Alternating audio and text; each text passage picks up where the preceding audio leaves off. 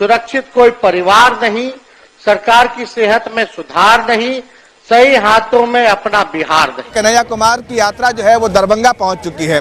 ईश्वर अल्लाह तेरो नाम सबको सन्मति दे भगवान।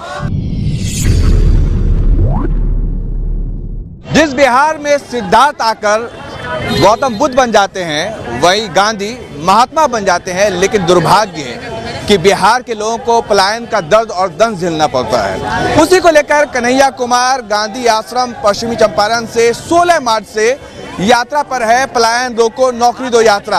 आप हमारे पीछे देख सकते हैं कि कन्हैया कुमार की यात्रा जो है वो दरभंगा पहुंच चुकी है।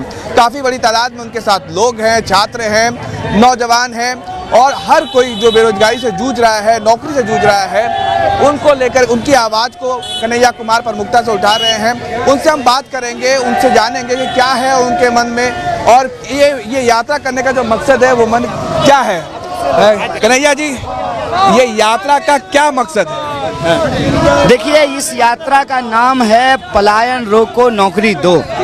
तो इस यात्रा के नाम से इसका मकसद बिल्कुल स्पष्ट है। पलायन बिहार का एक बहुत बड़ा सवाल है और पलायन का मुद्दा जब आप उठाएंगे तो आपको अपने आप समझ में आएगा कि पलायन होता क्यों है। पलायन होता है शिक्षा की कमी के चलते, रोजगार की कमी के चलते, स्वास्थ्य व्यवस्था में कमी के चलते और कानून व्यवस्था की कमी के चलते। लोगों अपना जीवन को बेहतर बनाने के लिए, अपनी जरूरतों को पूरा करने के लिए पलायन करते हैं। लेकिन नीतीश कुमार कहते हैं कि 2005 से पहले कुछ था ही नहीं बिहार में। आज बिहार जो है डबल रफ्तार में, बुलेट की रफ्तार में विकास कर रहा है। बीजेपी वाले कहते हैं डबल इंजन की सरकार है। आप 1952 का आप जो है आंकड़ा उठा करके देख लीजिए।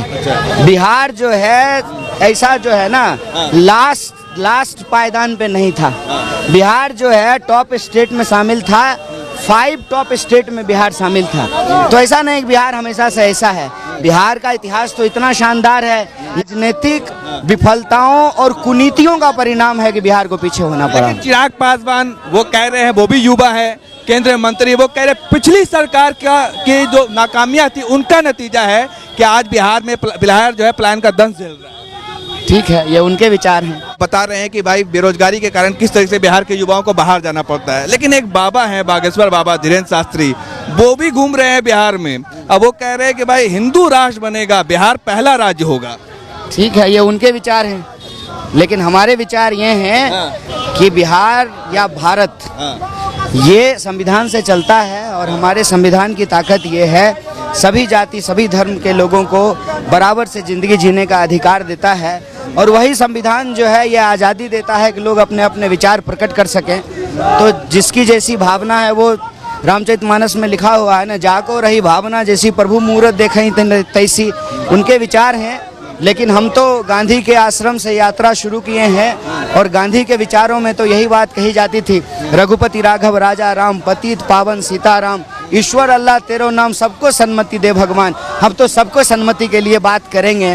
हम जो है किसी भी जाति विशेष को या धर्म विशेष को टारगेट नहीं करेंगे। हम तो यही चाहेंगे कि सभी धर्म के लोग जो हैं मिलजुल करके रहें, एकता से रहें। एकता में शक्ति होती है और हम लोगों की एकता से, शक्ति से जो है देश और तरक्की करे, देश का और विकास हो।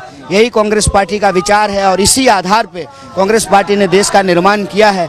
तो हम तो उन्हीं विचारों को लेकर के आगे चलेंगे कि हमारी देश की विरासत साझी शहादत की विरासत है।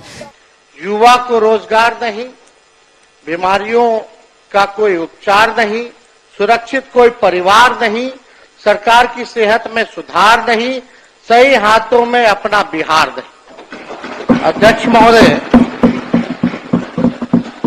सम्राट चौधरी जी उप मुख्यमंत्री हैं महोदय। जब हमने राज्यपाल के अभिभाषण पे चर्चा करते वक्त हमने आंकड़े रखे थे तो उसमें सम्राट चौधरी जी ने राज्यपाल के अभिभाषण पे जब सरकार की तरफ से उत्तर जवाब जब दिया तो हमको नहीं लगता कि इनको हमारी बात और डेटा जो है समझ में आई होगी। अब मुख्यमंत्री जी ने मुरेठा तो निकलवा लिया, फिर भी इनकी दिमाग की बत्ती जली नहीं। अध्यक्ष महोदय, जिम्मेदारी होने के बाद हमको लगता था कि भाई दिमाग की बत्ती जो है जागेगी, लेकिन फिर भी ये स्थिति है।